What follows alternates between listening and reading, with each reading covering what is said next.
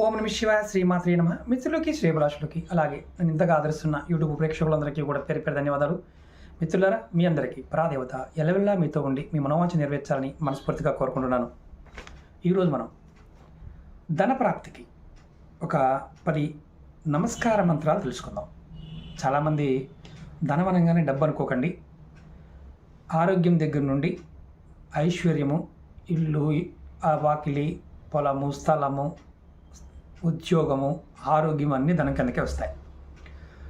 మనం అంటే చాలా వరకు కొన్ని పెద్ద పెద్ద పరిహారాలు చేయడానికి ఇబ్బందిగా ఉన్నవారు ఎవరైనా సరే ఈ 10 నమస్కార మంత్రాలలో మీరు ఏదో ఒక నామాన్ని, ఏదో ఒక మంత్రాన్ని రెగ్యులర్గా చేయాలి. ఎలా చేయాలో చెప్తాను. ఈ మంత్రాన్ని మీకు నచ్చిన దాన్ని నేను చెప్తాను. ఈ 10 మంత్రాలు చెప్తాను. దాంట్లో మీకు నచ్చిన దాన్ని మీరు ఎంచుకోండి. మీరు ఉదయం, మధ్యాహ్నం, అలాగే రాత్రి, ఉదయము, మధ్యాహ్నం, రాత్రి నిద్రకు పడుకునే ముందు అయితే మీరు 5 సార్లు, అంటే ఉదయం 5 సార్లు, మధ్యాహ్నం 5 సార్లు, నిద్రపోవడానికి ముందు ఒక 5 సార్లు ఈ మంత్రాన్ని అనుకోవాలి.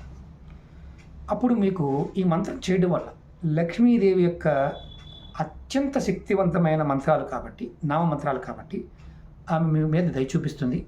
మీరు కోరుకునే ప్రతి కోరిక నెరవేరుస్తుంది. నేను ఈ మంత్రాలు 10 చెప్తాను. మీరు ఈ 10 మంత్రాల్లో మీరు ఏది చేయగలరో అది చేయండి. ఒకటి, ధనాయ నమః, ధనాయ నమః. రెండవది, ధనాయ నమో నమః, ధనాయ నమో నమః.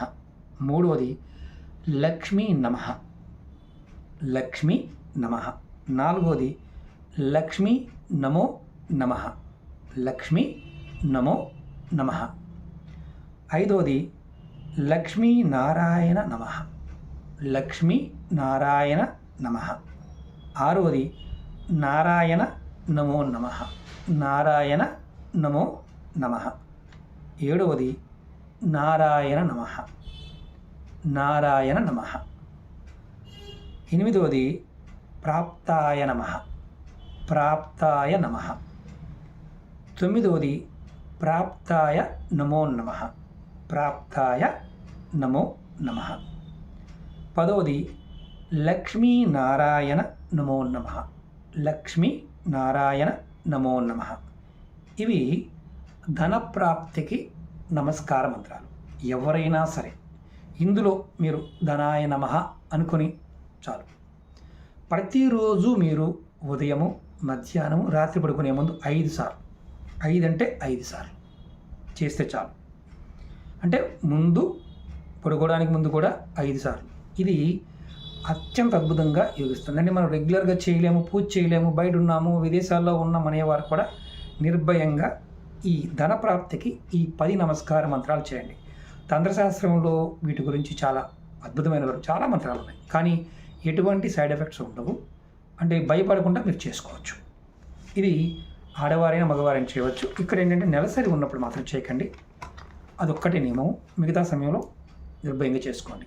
అలాగే మీకు ఈ వీడియో నచ్చినట్లు లైక్ చేయండి, ఛానల్ సబ్స్క్రైబ్ చేసుకోండి, పక్కనే ఉన్న గంట సింబల్ని యాక్టివేట్ చేసుకొని 10 మంది మిత్రులకి షేర్ చేయండి.